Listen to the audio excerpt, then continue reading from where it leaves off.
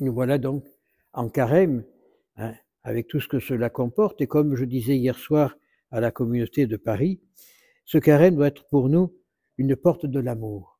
Ce carême doit être pour nous l'ouverture à l'amour, le véritable amour de Dieu.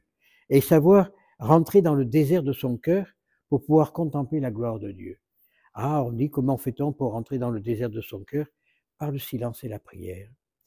Par sortir de cet orgueil que nous avons, sortir de chez nous cette haine que nous avons contre un ou contre l'autre, etc., etc. Rentrer en parfaite harmonie avec Dieu. Et ça, eh ben, comme je dis presque tous les jours, il suffit de savoir dire fiat. J'accepte tout, Seigneur, pour l'amour de vous.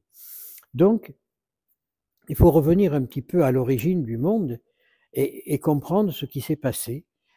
Dieu crée le monde et tout ce qui contient.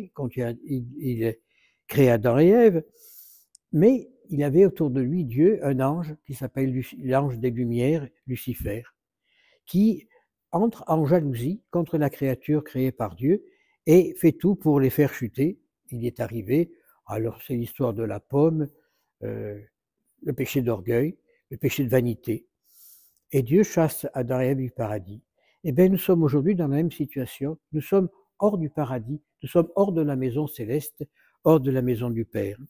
Et Dieu nous envoie son Fils, que nous avons crucifié, et que nous avons rejeté, pour nous ramener chez lui. Et ce Fils nous laisse un mémorial merveilleux qui est l'Eucharistie. Et chaque fois qu'on reçoit l'Eucharistie, on le reçoit pour justement trouver les clés de la porte qui nous ramène au royaume. Il suffit simplement de dire « me voici ». Seigneur, me voici, j'accepte tout pour vous, alors les portes s'ouvriront et l'ange des ténèbres va fuir. Parce que malheureusement, nous avons un ange bon à côté de nous qui nous conseille, mais nous avons aussi cet ange mauvais qui nous déconseille, si je puis employer ce terme.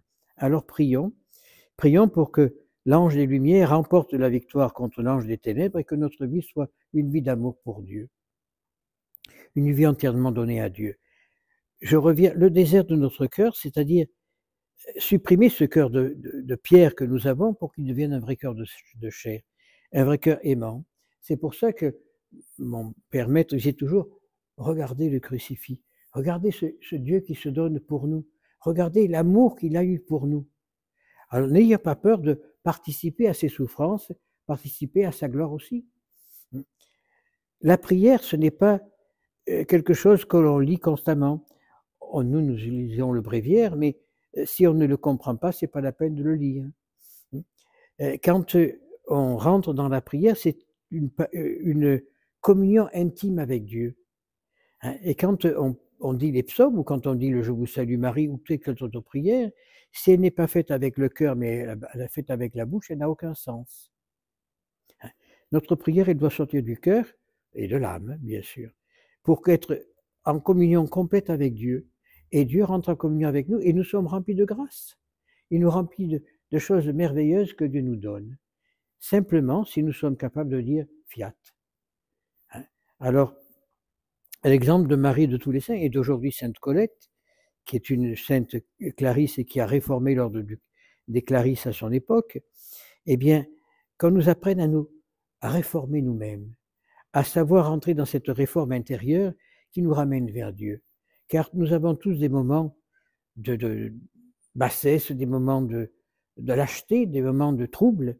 Eh bien, demandons à la Passion de Sainte Colette de nous ramener à une réforme personnelle pour être entièrement avec Dieu, ainsi soit-il.